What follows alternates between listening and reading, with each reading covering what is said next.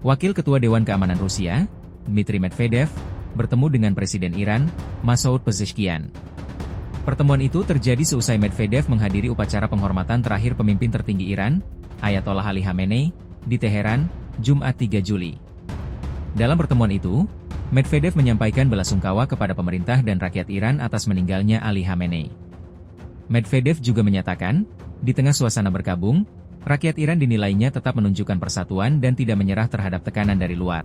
Dalam video yang dirilis Fiori pada Sabtu 4 Juli, Medvedev juga optimis Iran akan mampu melewati situasi tersebut dan pada akhirnya meraih kemenangan. Kami turut berduka cita bersama rakyat Iran atas kematian tragis dan heroik pemimpin tertinggi Ayatollah Ali Hosseini Khamenei, dan kami turut merasakan duka cita Anda, jelasnya.